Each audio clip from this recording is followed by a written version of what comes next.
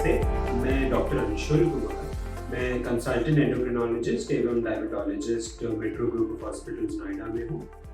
आज हम डायबिटीज़ के बारे में थोड़ा बात करेंगे। डायबिटीज़ या जिसको हम मधुमेह बोलते हैं, वो एक मेटाबॉलिक डिसऑर्डर है जिसके अंदर ब्लड के अंदर शुगर की मात्रा बहुत बढ़ जाती है।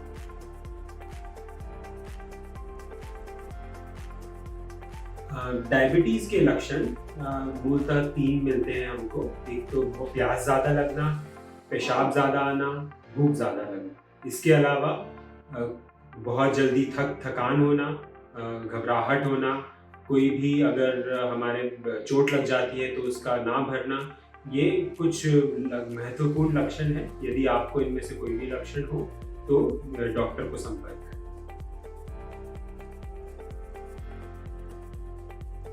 किस को शुगर की जांच करानी चाहिए कि उनको शुगर है कि नहीं है, तो ये लगभग हम 2 गुटों में इनको बांट सकते हैं। ये पहले तो जिनकी भी उम्र 45 साल से ज़्यादा है, उन सबको अपना शुगर की जांच करवानी चाहिए।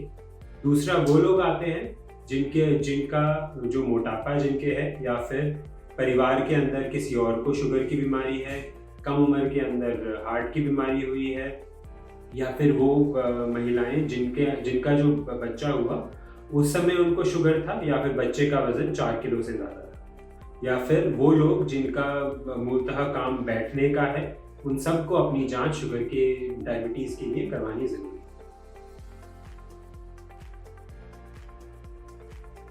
डायबिटीज़ अब बहुत कॉमन हो गया है। भारत में लगभग 4 से 6 करोड़ लोग हैं जो डायबिटीज़ से ग्रसित हैं, और उसके अलावा कई लोग ऐसे हैं जिनको भी पता भी नहीं है कि उनको शुगर। तो हम इसको प्रिवेंट कैसे करें?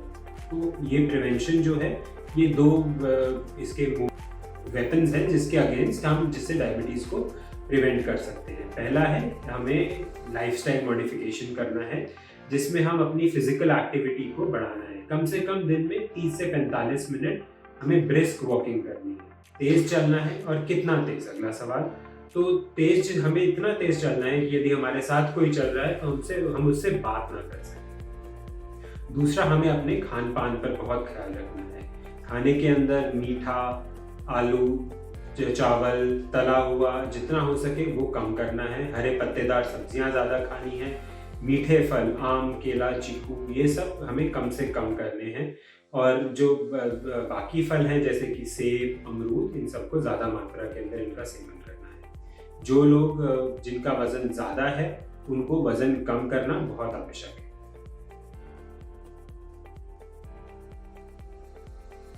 पहला है कि हम खाली पेट अगर ब्लड शुगर 126 से ज़्यादा होता है तो हम उसको डायबिटीज़ बोलते हैं, या खाने के बाद का शुगर 200 से ज़्यादा हो। अब इसके लिए हम एक टेस्ट भी होता है जिसमें हम खाली पेट का शुगर जांच करते हैं, और फिर उसके बाद 75 ग्राम हम ग्लूकॉन डी पिलाकर उसके बाद उसकी जांच करते हैं। उसके लिए भी क्राइटेरिया सेम है, खाली पेट 126 से ज़्यादा और खाने के बाद 200 से ज़्यादा। यहाँ पर एक और श्रेणी आती है जिसको हम प्री डायबिटीज़ बोलते हैं। तो नॉर्मल जो शुगर है खाली पेट, वो 100 से कम होना चाहिए, और खाने के बाद 140 से कम। तो अब जो 100 से 126 के बीच में और खाली पेट और खाने के बाद 140 से 200 के बीच में, इस श्रेणी में जो लोग आते हैं उनको हम प्री डायबिटिक्स बोलते हैं। प्री डायबिटिक्स का बहुत ज़्यादा रिस्क है कि वो आने वाले समय में वो पूरी डायबिटीज़ के अंदर कन्वर्ट हो जाएंगे। तो इन लोगों के ऊपर खास ख्याल रखना चाहिए। उनको भी वज़न अपना कम करना है, जितना हो सके फिजिकल एक्टिविटी उनको करनी है। मैनेजमेंट में सबसे पहला जो ज़रूरी काम है, जैसे पहले बताया, फिजिकल एक्टिविटी, खान पान का बहुत ख्याल रखना है। तीसरा, हमारे पास दवाइयों के लिए अपने एंडोक्रिनोलॉजिस्ट या फिर जो भी डॉक्टर है उनको संपर्क कीजिए।